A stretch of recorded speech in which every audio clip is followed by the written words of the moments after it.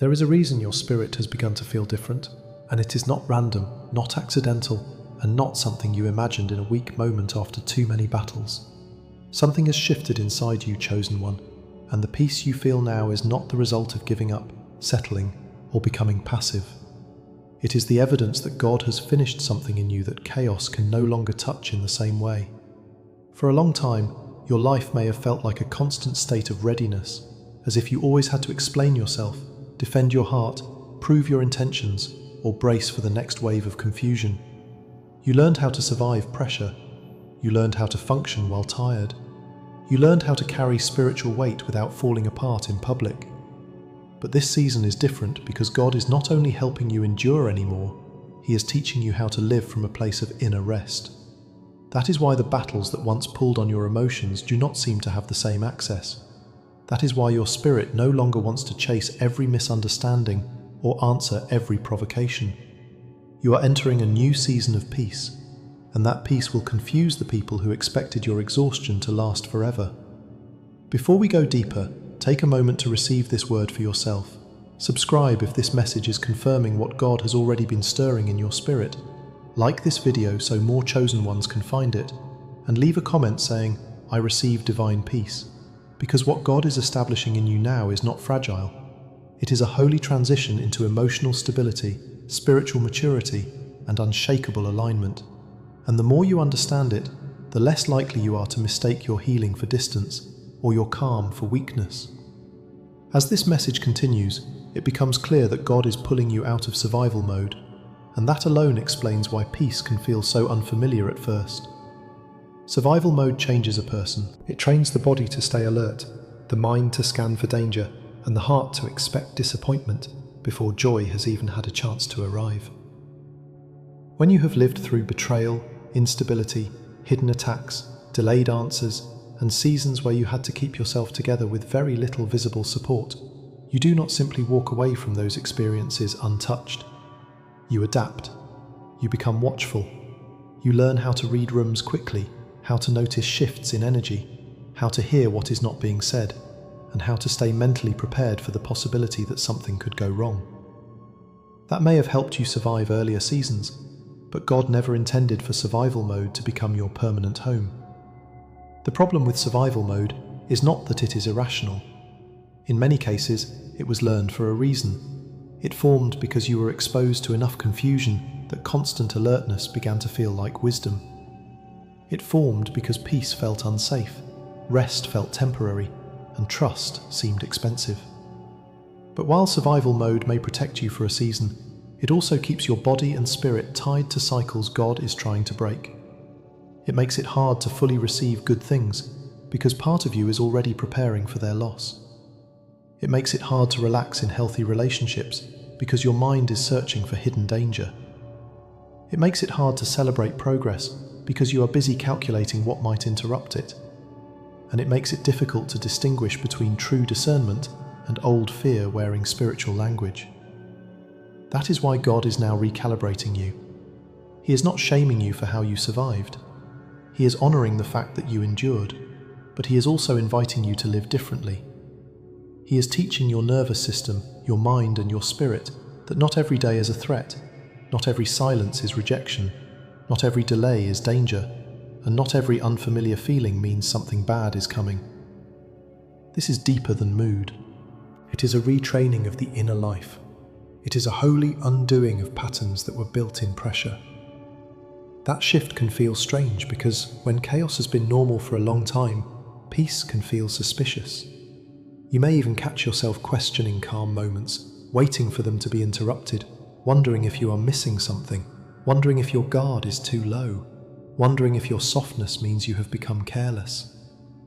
But the truth is that what God is doing in you right now is not carelessness. It is restoration. He is showing you that being guarded is not the same as being guided, and being tense is not the same as being prepared. There is a difference between discernment and hypervigilance. Discernment is clear, anchored, and precise. Hypervigilance is exhausting, scattered, and always reaching for confirmation that something is wrong. Discernment listens. Hypervigilance flinches. Discernment is led by wisdom. Hypervigilance is driven by memory. God is not removing your ability to sense what is real. He is cleansing it. He is refining it so that you no longer need fear to keep you alert. He is bringing you into a place where you can breathe again without guilt, where you can rest without panic, and where you can stand still without feeling irresponsible. This is why you have felt a strange invitation lately, an invitation to stop over-explaining, to stop rushing, to stop carrying every situation as if the outcome depends entirely on you. God is pulling you out of the mental habit of bracing for impact. He is teaching you that peace is not the absence of awareness. Peace is the presence of trust. Peace is what happens when your soul finally begins to believe that God is a better protector than your anxiety ever was. As that survival mode starts losing its grip, another reality begins to surface, and that is why your enemies understood your pain, but they will not understand your peace.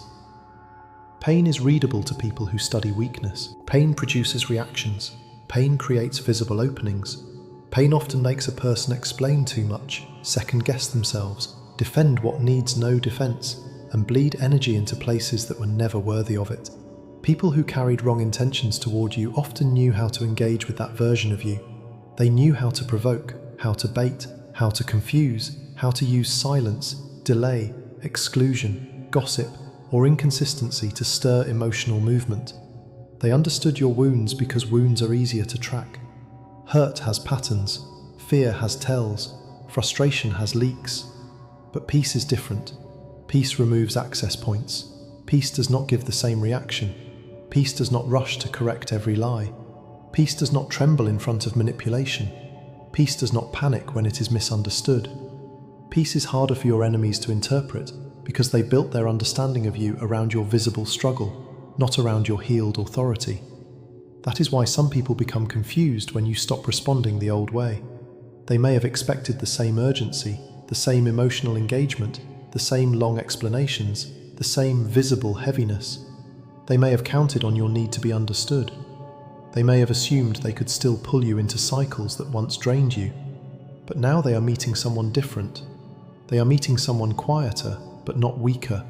Someone calmer, but not unaware. Someone more restrained, but not defeated. And because they do not understand the source of that peace, they may misread it. Some will think you no longer notice. Some will think you do not care. Some will assume you have become passive. But what they are really witnessing is a person whose strength has moved deeper. You are no longer depending on outer conditions to decide your inner posture. That is what makes this peace so powerful.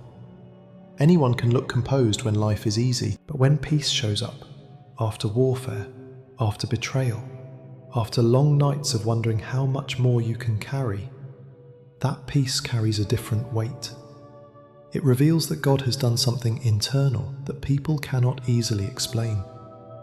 Your enemies can understand conflict because conflict is familiar to the flesh.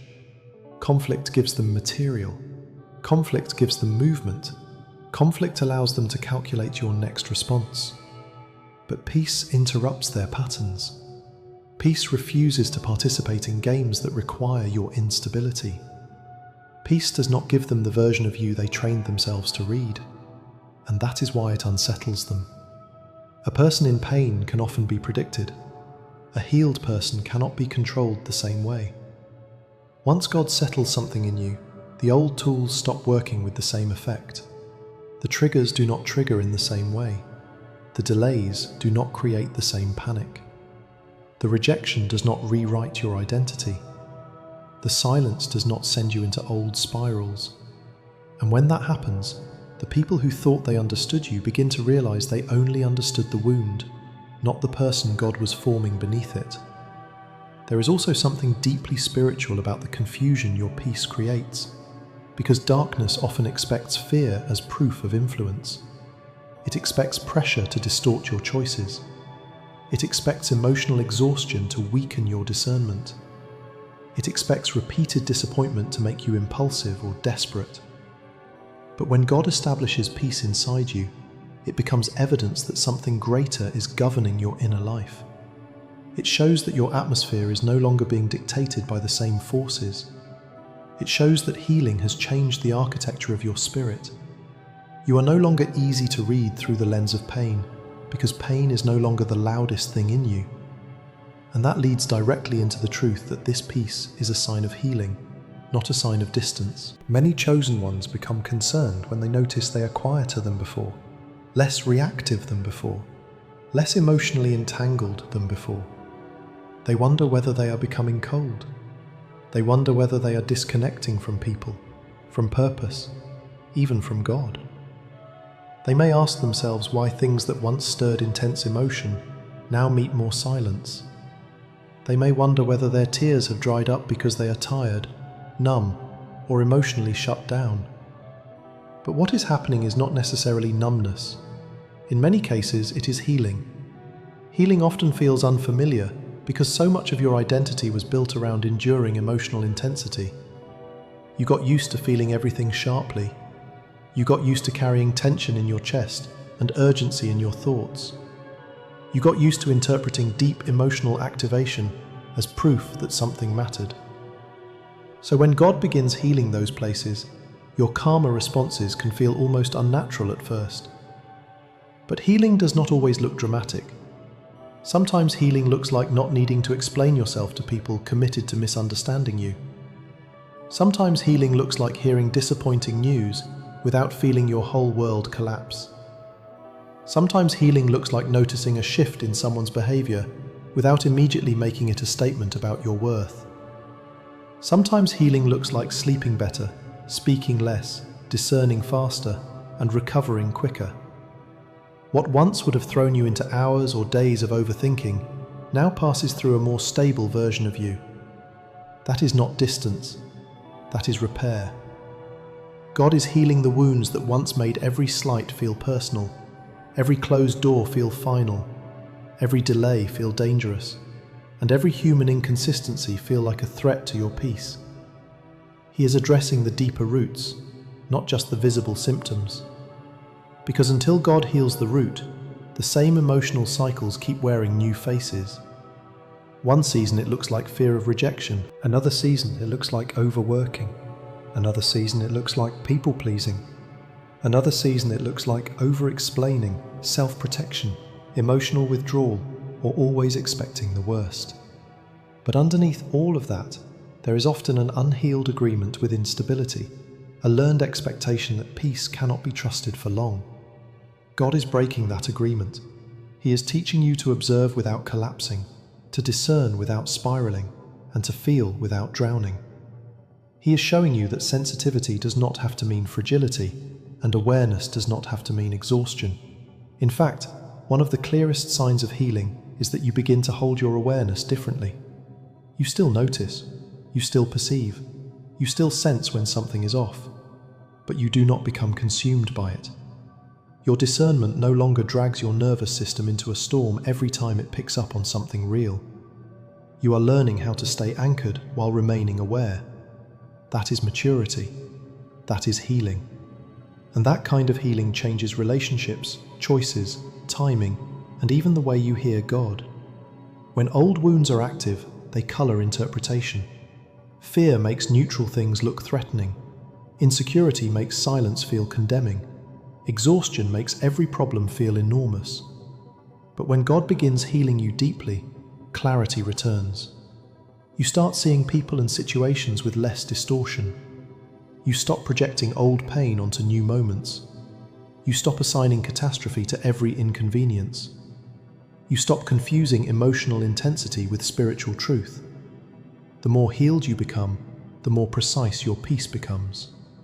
This is why you must not insult your own progress by calling it coldness every time you refuse to return to emotional chaos. There is a holy quietness that comes when God has carried you through enough fire that you no longer need to react to every spark. There is a sacred steadiness that forms when your identity is no longer hanging on the opinions, moods, or actions of others.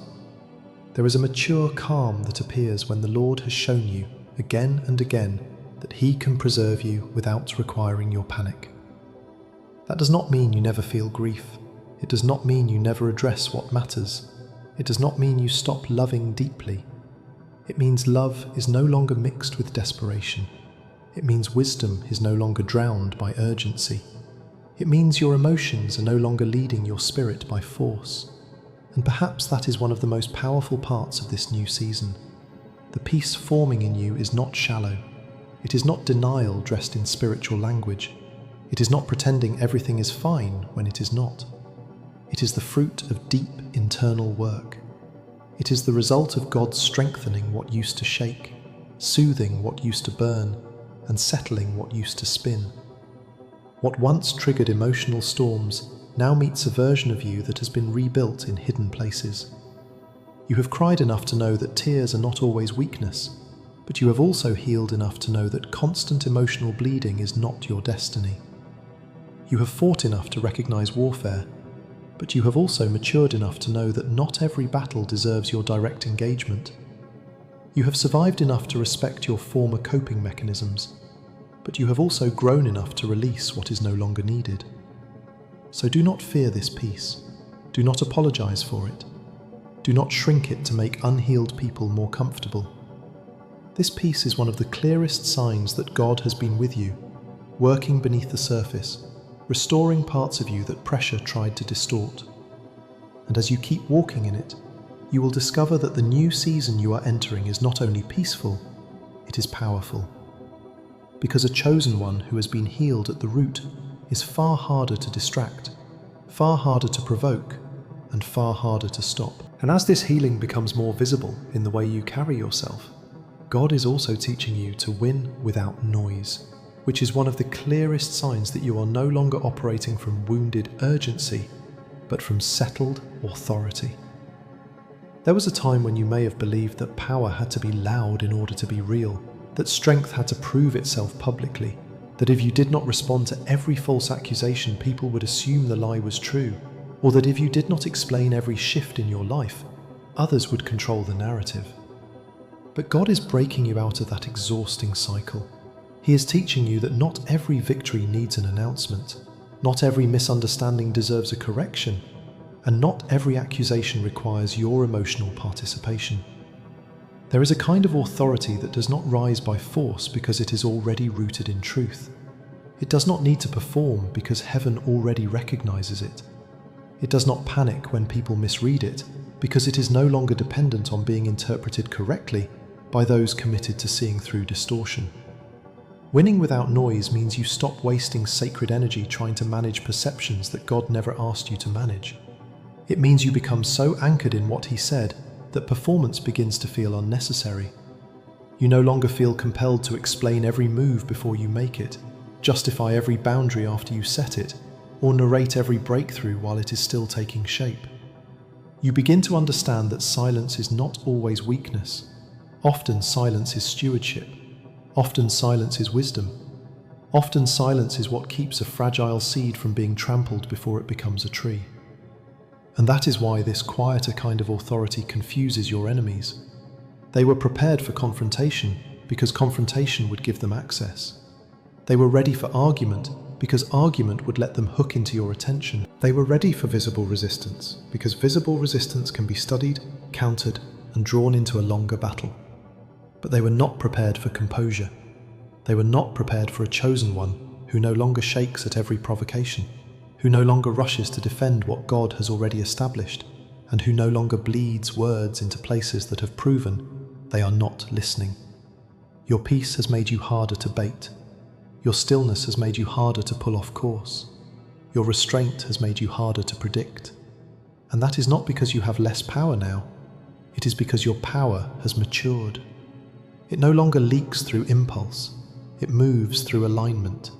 It has become disciplined, concentrated, and clean. Some of your greatest victories in this season will happen in rooms where you say very little, in moments where you refuse to react, and in decisions where you simply keep walking without stopping to argue with what was sent to distract you. That kind of victory is holy because it comes from confidence, not insecurity. It is the kind of victory that leaves no smell of striving on it. It bears the fragrance of peace. And as you begin to win this way, another truth rises to the surface, because your peace will expose who was depending on your distress. Not everyone around you was threatened by your actual power. Some were only comfortable as long as that power remained buried under fatigue, confusion, self-doubt, and emotional exhaustion. Some people did not need to defeat you outright, because they had already learned how to function around a diminished version of you. They knew how to engage you when you were overthinking, apologizing too much, explaining too much, second-guessing yourself, or carrying silent heaviness. Your distress made you more accessible to manipulation. Your pain made you more likely to overextend. Your confusion made you easier to control. That is why peace changes the entire dynamic. When you stop operating from pain, the people who were quietly depending on your instability begin to feel disoriented. They may not even have language for why they feel uncomfortable around the new version of you. They may just become restless. They may become suspicious of your calm. They may start acting irritated without obvious reason. They may withdraw because they no longer know how to engage with you when you are clear, steady, and emotionally self-governed. And this is important because their reaction is not always about something you did wrong. Sometimes their discomfort is simply the exposure of a hidden dependency. Your previous distress made them feel secure. It gave them a version of you they could predict. It allowed them access through sympathy, chaos, confusion, or imbalance. But now that God has begun lifting that heaviness, they are losing the openings they once relied on. Your peace becomes a mirror. It reveals who was drawn to your wholeness and who was only attached to your wounds. It shows who celebrated your healing and who preferred you in survival mode, because survival mode made you easier to manage. This is one of the most sobering realities of growth. Healing does not only change you, it reveals the true nature of the environments around you. There are people who will celebrate your peace because they love what is healthy, stable, and true. They will recognize the work God has done in you and honor it. But there are also people who will resist your peace because it removes the version of you they found useful. And when that happens, do not misread the exposure as a setback. Exposure is mercy. God allows peace to reveal what chaos once hid. Under pressure, many unhealthy patterns get masked because everyone is too busy reacting. But when peace enters, the hidden architecture becomes visible. Who respects your boundaries becomes clear. Who only liked access to your weakness becomes clear. Who needs you to stay burdened in order to feel relevant becomes clear. Your calm unsettles whatever was thriving in confusion. That is why this season may bring surprising separations, subtle distance, or strange reactions from people who once seemed comfortable near you. It is not always because you changed for the worse. Often it is because your healing disrupted arrangements that were never holy to begin with. And the more you accept that, the less tempted you will be to shrink back into old distress just to make other people feel familiar again. God did not bring you into peace so you could betray it for the comfort of those who were benefiting from your pain. He brought you into peace so what was false could lose its access. From there, something even more refined begins to happen, because you are entering a season where discernment feels calm. For many chosen ones, discernment has been associated with heaviness, alarms, inner pressure, and intense emotional sensation. You became used to thinking that if something was spiritually significant, it had to arrive with weight, with urgency, with a strong internal jolt. And in past seasons, that may have been part of how you learned to survive. But God is refining discernment now. He is teaching you that wisdom does not always arrive like thunder. Sometimes it arrives like a quiet knowing that settles before your mind can explain it. Sometimes it comes as peace that gently opens toward one direction and quietly closes toward another. Sometimes the answer is not dramatic at all. It is simply clean. It is simply still. It is simply clear. This matters because fear and discernment can feel similar when the inner life has been shaped by prolonged stress. Both can create alertness. Both can make you pause. Both can draw your attention to what is not obvious on the surface. But they are not the same. Fear is noisy. Fear spirals. Fear demands instant certainty. Fear turns possibilities into catastrophes, and suspicion into a lifestyle. Discernment, when purified by God, is calmer. It sees without exaggerating. It notices without panicking. It receives information without surrendering peace. In this season, God is teaching you to trust the voice of wisdom without needing emotional turbulence as proof. He is showing you that panic is not confirmation. Urgency is not always revelation. Inner chaos is not spiritual depth. Sometimes the deepest leading is the one that feels steady enough to miss if you are addicted to intensity. That is why your enemies may assume you have become less aware when they see you less reactive. They may think your calm means softness, your restraint means ignorance, or your silence means naivety. But the truth is the opposite. You have become more accurate. You are no longer wasting discernment on every small movement, because your spirit is learning the difference between noise and signal. You are no longer chasing every emotional shift as if it carries divine instruction. You are learning to wait, to listen, to let clarity ripen before acting. That is maturity. That is refinement. And it protects you from a dangerous trap many spiritually sensitive people fall into, the trap of letting every inner sensation become a command. God is grounding you. He is helping you distinguish between trauma echoes, emotional residue, holy caution, and genuine direction. He is teaching you that peace can say no just as clearly as peace can say yes. A closed door does not always come with drama. Sometimes it comes with a quiet lack of release. Sometimes alignment feels like ease, and misalignment feels like an internal tightening that does not need to become panic before you honor it. The more you trust this calmer discernment, the more stable your decisions will become. You will stop overreacting to what only needed observation. You will stop ignoring what felt quiet simply because it was not loud. You will begin to move with a kind of accuracy that cannot be manufactured by overthinking. And that leads into another deep restoration, because God is restoring your identity through stillness. For too long, many chosen ones have defined themselves by what they survived. Their identity became entangled with struggle, battle, endurance, sacrifice, and the ability to carry more than others could see.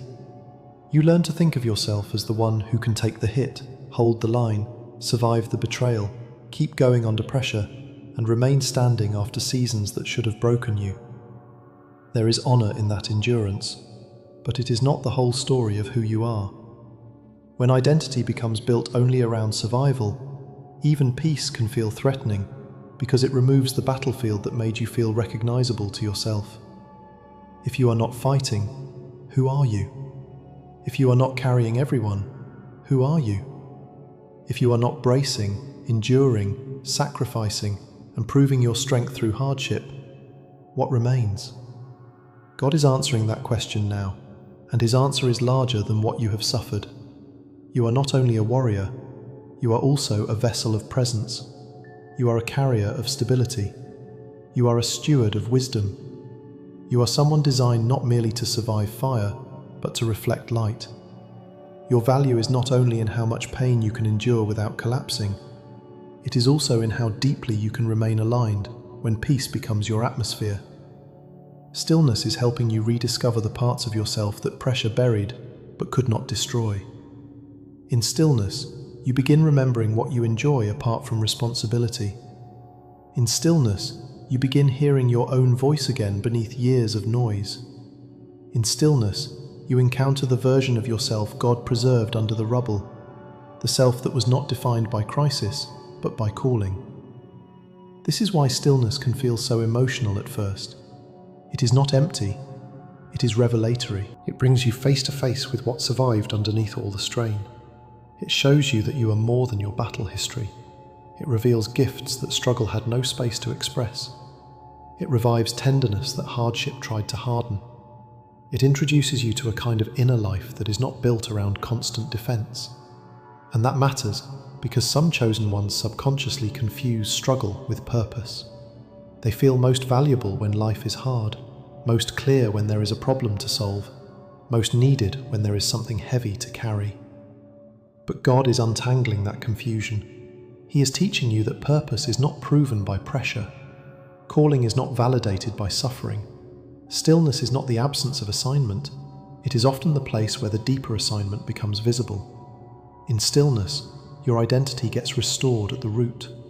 You stop measuring yourself only by endurance and begin recognizing your capacity for peace, clarity, and holy presence. You stop honoring only the parts of yourself that survived pain and begin honoring the parts God kept alive beneath it. And as that identity becomes more settled, this new season will make people reveal themselves. Peace is not just comfort, it is a filter. It changes the atmosphere around you in such a way that people begin showing their true nature without needing much prompting. Some will be drawn closer because peace feels safe to those who honor truth.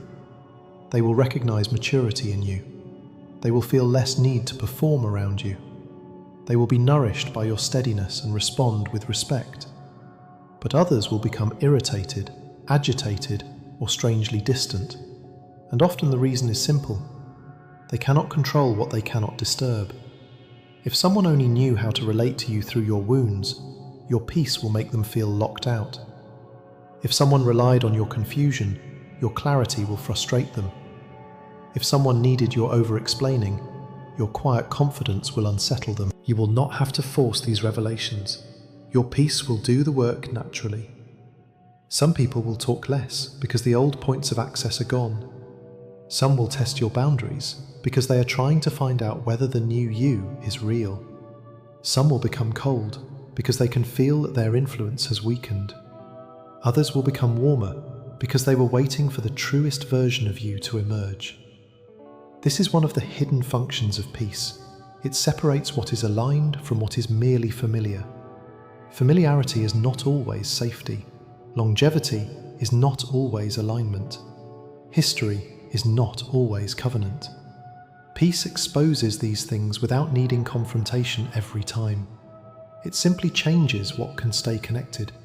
And that is why you must not grieve every separation as though it were a loss. Some departures are not punishments. They are evidence that access built around your woundedness is expiring. Some people leave because they no longer recognize the door they used to walk through. Others draw near because they recognize divine maturity when they see it. Let them reveal themselves. You do not have to force the unveiling. Keep honoring the peace God has given you, and what belongs will remain, while what depended on disorder will struggle to stay. As this filtering continues, another deep freedom begins to rise, because you will no longer feel the need to chase justice. One of the clearest signs of inner peace is the release of obsession with being understood by everyone, defended by everyone, and vindicated on your own schedule. There was a season when injustice may have felt impossible to sit with. A lie about you might have demanded immediate correction. A betrayal might have tempted you to gather evidence, explain the entire story, force the truth into daylight, and make sure every person involved saw what really happened. That urge often comes from a very human place. When you have been wounded, misunderstood, or falsely portrayed, part of you wants balance restored in a visible way. But God is teaching you something deeper now. He is teaching you that peace is often protected when you stop taking responsibility for outcomes He never assigned to you. Not every lie must be chased. Not every accusation must be dismantled publicly. Not every lack of apology must be forced into resolution by your own effort. This does not mean truth stops mattering. It means you are beginning to trust time, truth, and God's hand more than your own compulsion to manage every narrative. Real justice is not always loud in the moment. Sometimes it arrives quietly, as exposure over time. Sometimes it appears as doors closing to those who acted without integrity. Sometimes it looks like the false story losing power, because the fruit of your life eventually speaks more convincingly than your defense ever could. Releasing the need to chase justice does not make you passive. It makes you aligned. It means you understand that some battles only drain you because heaven never asked you to fight them personally. It means you stop confusing involvement with authority. It means you become selective, prayerful, and clear about where your energy belongs. There are things God will tell you to address directly, and when He does, you will know. But there are also many things He will tell you to leave in His hands, because your peace is too valuable to spend on trying to control the speed of consequences. This freedom is deeply confusing to your enemies, because they expected endless engagement. They expected you to keep coming back to the same fight, explaining, defending, correcting, revisiting, and emotionally circling the offense. Instead, they are met with silence and trust. And silence in this context is not surrender to evil, it is surrender to divine order. It is you deciding that your peace will not be used as currency to purchase human acknowledgement. It is you understanding that God sees what people deny, records what people hide, and settles what people manipulate. You do not have to be the judge of every wrong. You do not have to be the prosecutor of every case. You can live. You can heal. You can move forward. And sometimes, forward movement is the loudest statement truth can make. That is why peace is becoming your new weapon and your new witness. It is not merely a reward for surviving the past season, it is now part of your authority. It protects your energy, because what cannot provoke you as easily cannot drain you as easily. It sharpens your discernment, because a settled spirit hears more clearly than a frantic one. It strengthens your decisions, because peace removes the static that confusion used to create. It makes your next steps more effective, because you are no longer spending half your strength recovering from avoidable emotional battles. And beyond all of that, this peace becomes a witness. People who once saw only your struggle will now witness transformation. They will see someone who has changed at the root. They will see evidence that healing is real, that deliverance is real, and that God is able to bring a person through fire without leaving them smelling like smoke forever. Your peace speaks without saying much. It announces that access has changed. It declares that patterns have been broken. It reveals that your inner life is now governed by something stronger than the chaos that once surrounded you. In a world addicted to reaction, peace is a form of spiritual authority. It is not flashy, but it is formidable. It is not noisy, but it is unmistakable. It becomes both shield and signal. Shield, because it guards what God is building in you. Signal, because it tells everyone watching that a real shift has happened. You are not the same. You do not bend the same way under pressure. You do not unravel the same way under misunderstanding. You do not chase the same things, fear the same things, or entertain the same things. Peace is now part of how you move, decide, respond, and remain.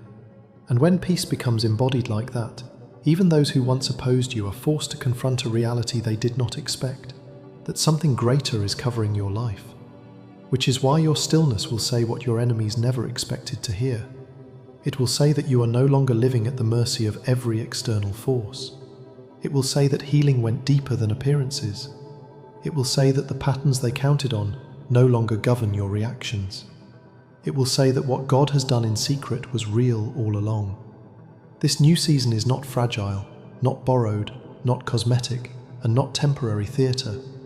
It is the result of everything God has been building beneath the surface, while others misread the silence. They expected reaction, but they will see restraint. They expected fear, but they will see confidence.